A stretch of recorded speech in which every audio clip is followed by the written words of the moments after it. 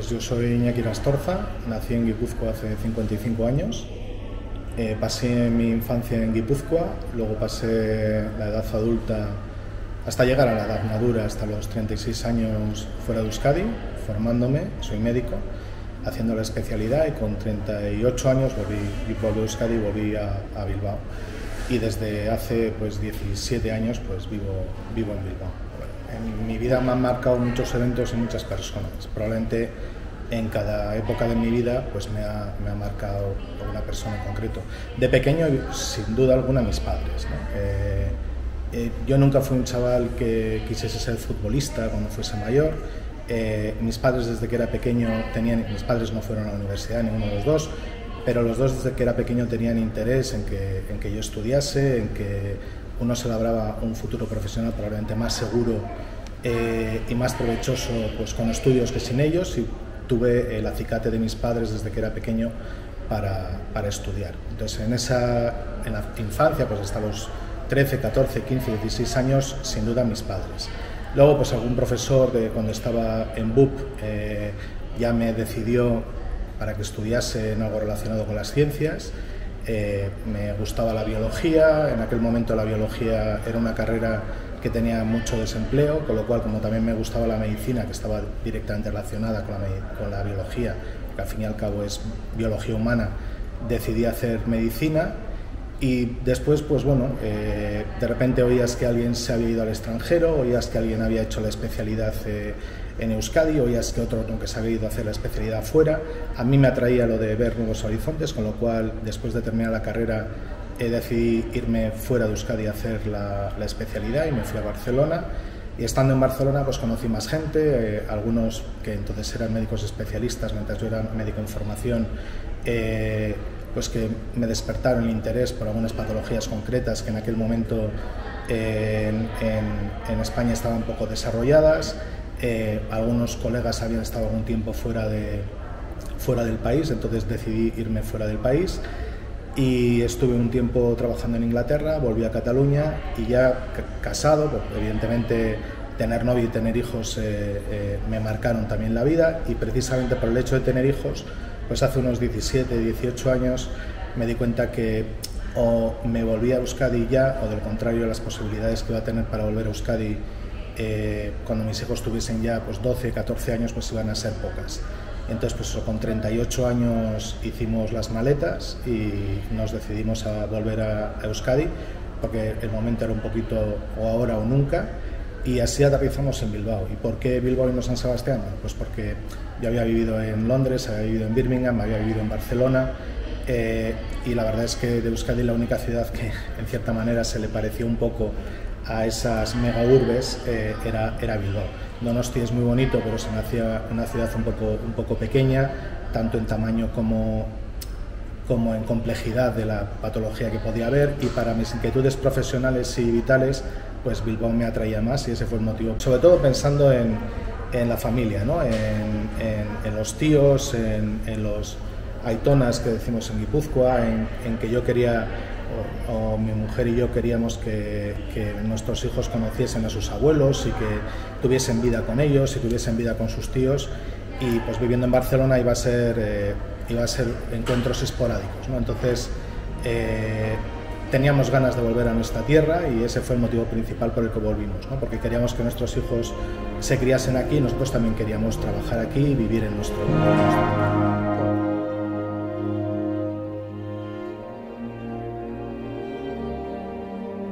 Yo siempre tuve inquietudes sociales, cuando tenía 19, 20 años entré en Cruz Roja, porque veía en esa ONG una forma de vincularme con la gente de una forma un poquito altruista. Siempre tiene inquietudes también políticas, entonces con 18 años entré a militar en un partido político, la primera vez que estuve trabajando en el Reino Unido, que fue allá por el año 1992, en el Reino Unido la masonería es muy potente, y descubrí en algo que era absolutamente ajeno a mi conocimiento, porque aquí había poca tradición masónica, porque la que existía desapareció con el franquismo. Colegas míos resultaba que eran masones, y a mí me gustaba cómo pensaban, me gustaba lo que ellos decían que hacían en sus reuniones. Entonces cuando volví a España ya me establecí aquí y mis hijos ya fueron un poquito mayores, empecé a tener tiempo porque ya estaba profesionalmente establecido y la familia la tenía, no es que fuesen muy mayores, pero los críos tenían ya unos 5 o 6 años, pues dije, bueno, este es un momento en el cual dispongo de más tiempo libre y decidí dar el paso por algo que me atraía. La masonería es un cuerpo de personas, de seres humanos que tienen un interés por trabajar con un cierto ritual, tienen un interés por un simbolismo, tienen un interés en la mejora personal y, resumiendo un poco, los masones creemos que la sociedad puede mejorar haciendo que cada uno de sus miembros mejore, ¿no? Un poco los partidos políticos creen que el partido político actúa directamente sobre el grupo social para mejorarlo. El masón cree que actuando individualmente sobre cada uno de los individuos o cada individuo actuando sobre sí mismo puede hacer mejorar a la sociedad. Y la masonería enlaza pues con los antiguos gremios de constructores que existen desde la Edad Media, desde el año 1200 y pico. Ahí ya están recogidas en Bolonia, en el Reino Unido, en Francia, diversos reglamentos de cómo se tenían que reunir los gremios de constructores, que básicamente lo que construían eran iglesias y catedrales, y que podrían representar lo que hoy en día sería la clase media o la clase ilustrada, porque por una parte estaba la alta nobleza y el alto clero, por otra parte estaban los agricultores, que en muchos casos ni siquiera eran propietarios de la tierra, y un poquito las clases ilustradas, aquellos que podían progresar profesionalmente, aquellos que tenían un cierto conocimiento de geometría, de aritmética, de matemáticas, pues eran los constructores de catedrales, ¿no? Y en aquel momento supongo que en estos gremios que había en las principales ciudades de Europa, pues en Bolonia, en Londres, en Glasgow, en Edimburgo, en París, pues establecen unas reglas de funcionamiento de cómo entra uno de aprendiz al principio, cómo va progresando dentro de este gremio, y supongo que llega un momento en el cual, aparte de hablar directamente de cómo hay que colocar las piedras y cómo hay que hacer los agujeros y cómo se colocan las vigas, pues empiezan a hablar un poquito más de temas filosóficos, de temas simbólicos, empiezan a aplicar el principio, pues el mayete que golpea el cincel, pues el mayete al fin y al cabo pues puede ser la fuerza, el cincel puede ser la inteligencia o la precisión, se van derivando una serie pues como de conceptos simbólicos de las herramientas que se utilizan en los gremios, y dentro de los gremios empieza a haber como la parte del gremio que directamente se dedica al trabajo y a su objetivo original, ¿no? Que era la construcción de una iglesia o de una catedral o de un palacio, pero empiezan a haber grupos que probablemente no forzosamente trabajan en la construcción de una catedral, pero que también se han apuntado al gremio por los motivos de conversación, pues probablemente se apunta algún cirujano barbero y se apunta algún clérigo y se apunta algún abogado, se apunta gente que tiene estudios y que ni pertenece en ese momento a la alta nobleza ni al alto clero, pero es gente relativamente instruida, gente que probablemente sabía por lo menos leer y quizá escribir, y pues eso, desde la Edad Media pues empieza a haber esta doble variante dentro de los gremios, ¿no? Dentro de esos gremios de la construcción, en la cual por una parte trabajan como gremio de construcción y por otra parte empiezan a elucubrar sobre conceptos como pueden ser la libertad, la fraternidad, la armonía, ayudarse entre ellos, mejorar a las personas, y poco a poco esto va evolucionando hasta que pues hace unos 300 años aproximadamente se establecen ya sólidamente cuáles son las bases de la masonería separada de lo que ha sido el gremio de constructores propiamente dicho, o sea, lo que sería la francmasonería ya separada del gremio de los constructores, que van a seguir dedicándose a hacer obras, y mientras que el gremio de los masones no operativos, su obra va a ser la construcción del espíritu, la construcción del hombre y un poquito quizá la construcción de la sociedad. Es que para cada cual significa una cosa diferente. Para mí, ser masón significa pertenecer a un grupo de personas que entre todos juntos y cada uno de nosotros intentamos ser mejores personas, con la ayuda de los demás y por uno mismo. O sea, no consiste en que los demás te expliquen cómo uno tiene que ser mejor persona, sino que implica que viendo a los demás que están trabajando contigo y a ti mismo, tú mismo recapacites sobre tus propias acciones y llevándote por el ejemplo de tus hermanos, ¿no? Los miembros de tu hermandad, de la logia en la que trabajas, pues el objetivo final es ese, llegar a ser mejor persona. ¿Y qué es ser mejor persona?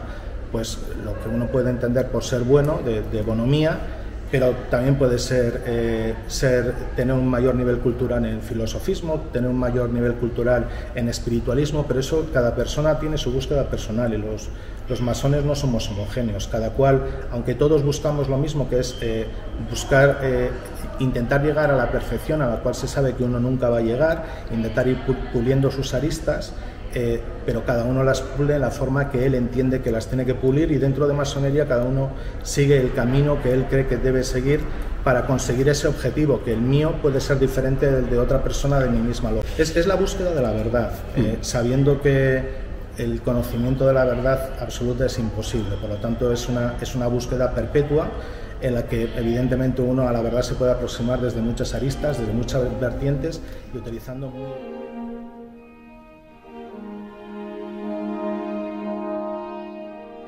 Bilbao tradicionalmente ha sido una ciudad liberal. España fue uno de los primeros países donde se estableció la masonería, a pesar de que hasta bien entrado el siglo XIX tuvimos un régimen absolutista, pero en España la masonería llegó con relativamente temprano.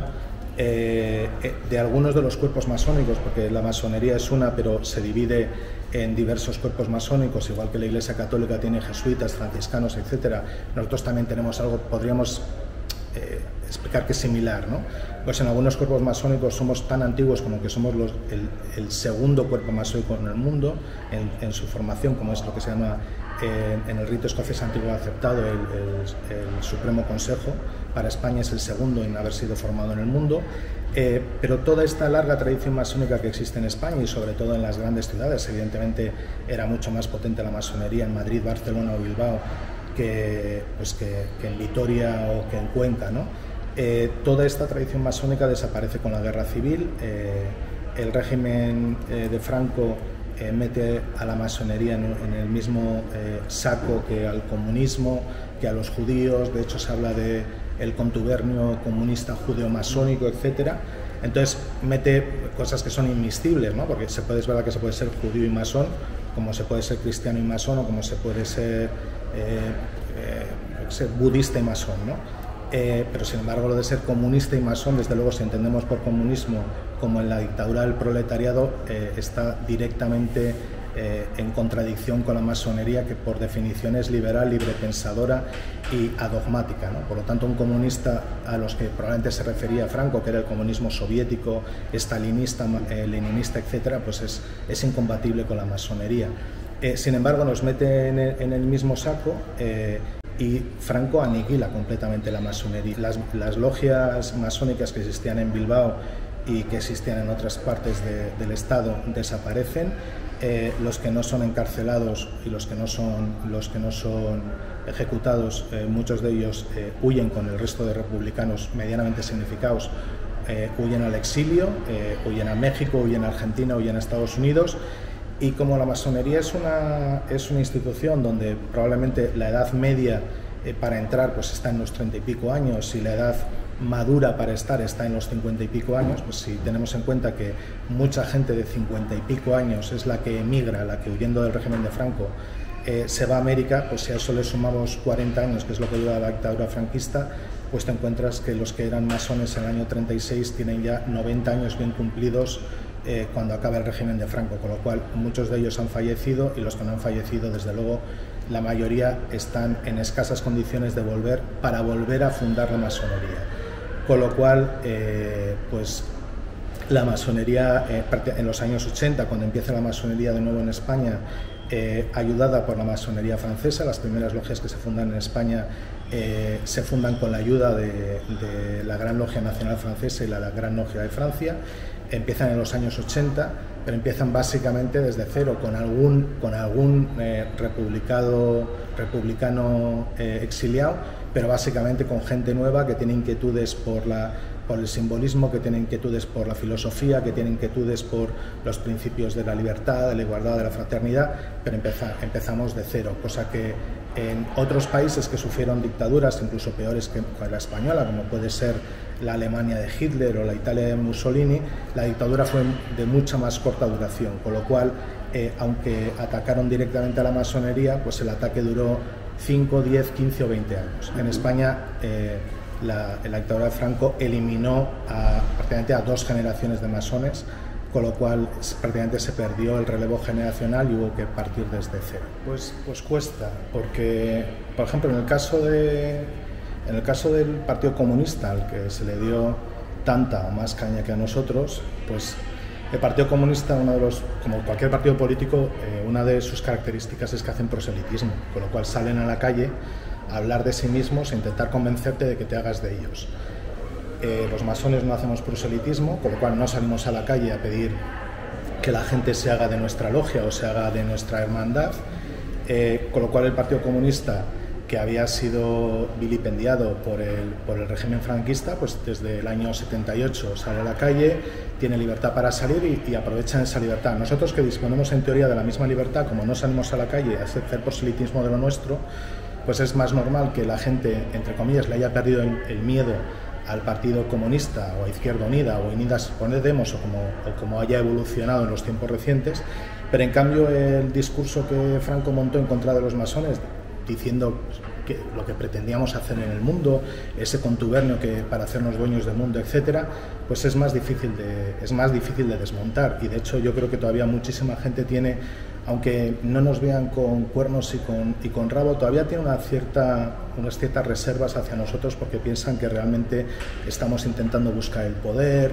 que nos estamos intentando colar como agentes secretos en partidos políticos, en gobiernos, en parlamentos, en judicaturas, etcétera, cuando no es en absoluto cierto. Evidentemente hay políticos que son masones, igual que hay jueces que son masones, igual que hay actores que son masones o periodistas que son masones, pero nuestro trabajo, como he dicho en Logia, nuestra actividad como masones es un trabajo hacia nosotros mismos y hacia los que están con nosotros. Claro que nos interesa la sociedad, pero nuestro objetivo, a diferencia de un partido político cuyo objetivo sí es, y lo declaran como tal, conseguir el poder, el objetivo de la masonería no es conseguir ningún poder. Es cierto que algunos masones están en el poder y otros están en la oposición y otros directamente no están en ningún sitio porque no les interesa la política activa, pero sí es cierto que la idea del contubernio, esta idea 1000 veces repetida desde los primeros tiempos del franquismo hasta tardofranquismo, donde nos comparaba una especie de élite mundial que intentábamos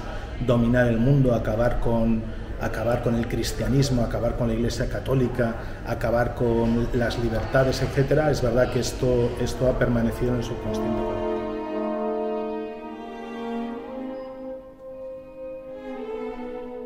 La masonería, cuando se funda oficialmente en el año 1717, se funda en Londres, ¿no? Luego en el año 1723 aparece una especie de reglamento que se llama las Constituciones de Anderson, pero previamente a esta fundación oficial de 1717 ya existían logias francmasonas, o sea, de masones no operativos, de masones pensadores. Lo que pasa es que cada una funcionaba como le daba la gana. En el año 1717 lo que hacen 4 logias de Londres es ponerse de acuerdo en cómo hay que trabajar, y en 1723 establecer una especie de reglamento.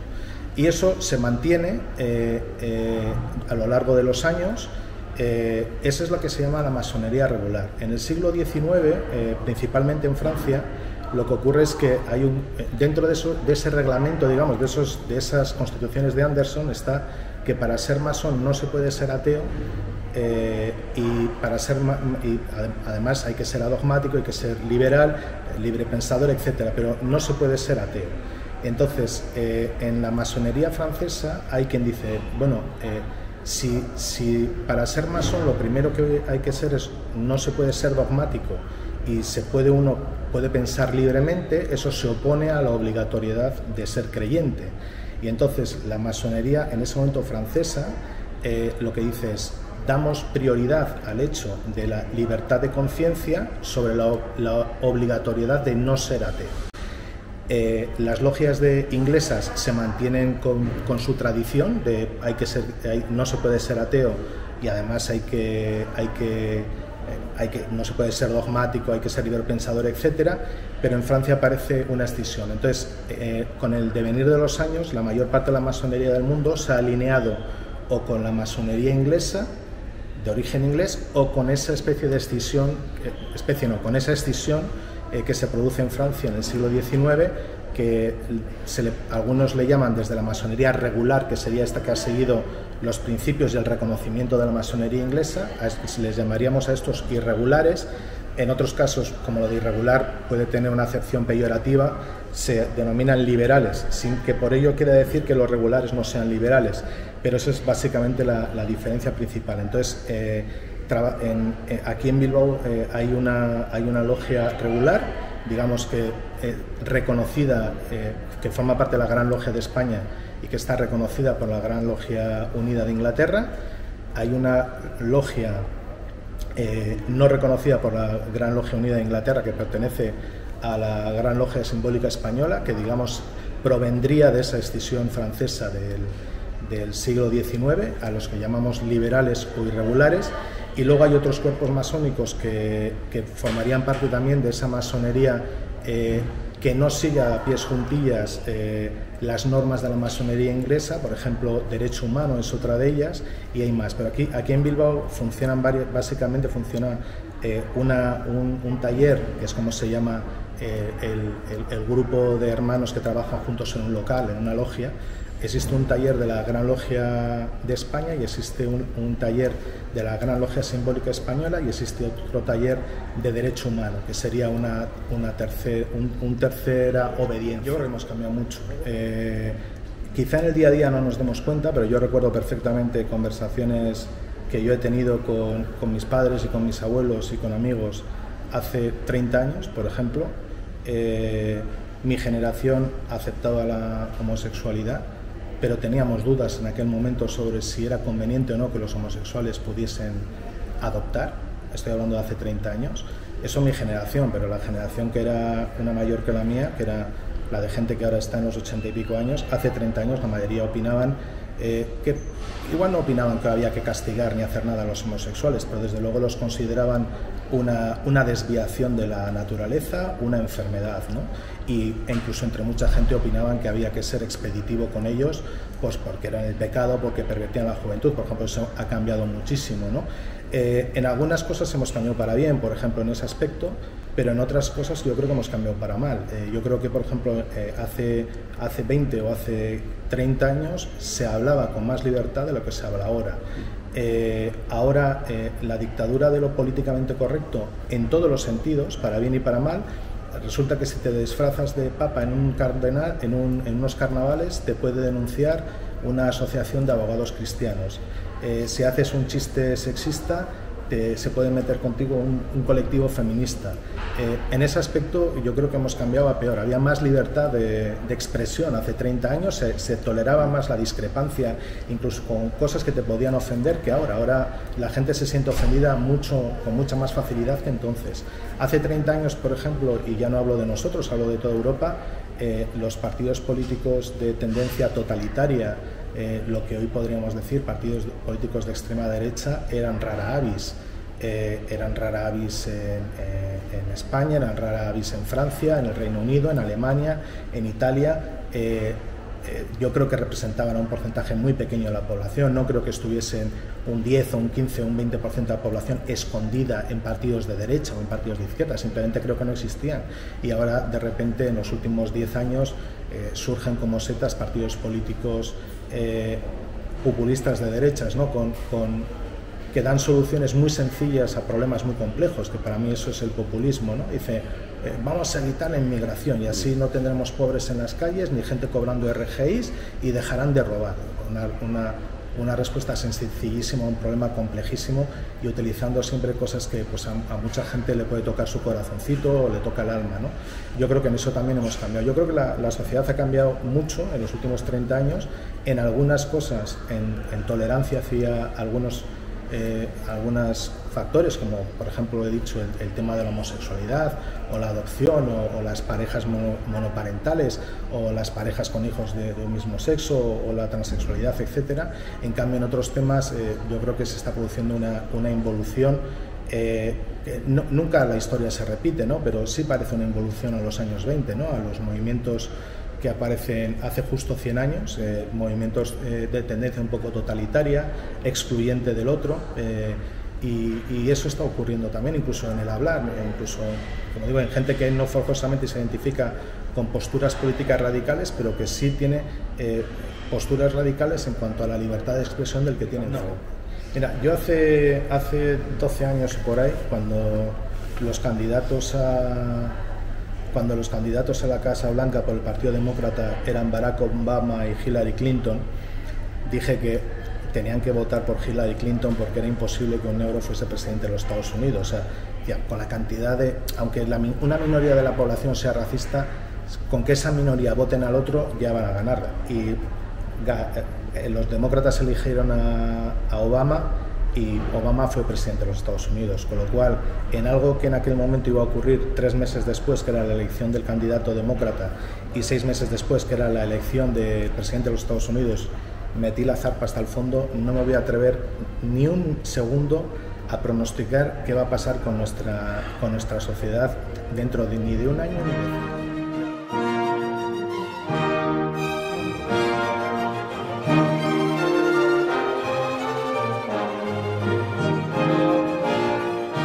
Un deseo, yo soy un firme defensor de la libertad de pensamiento, ¿no? Mi deseo es que estos movimientos que cíclicamente aparecen de tendencia totalitaria, ¿no? en todos los espectros políticos, en el espectro identitario, en el espectro económico y tal, yo confío en que con el tiempo se diluyan y vuelvo a creer en el principio de la libertad de expresión, la libertad de pensamiento y la libertad de acción en todo aquello. Pues yo creo que la ría lleva forjando el carácter de Bilbao o de los ribereños de la ría, no solo de la ciudad de Bilbao, probablemente desde hace 700, 800 años.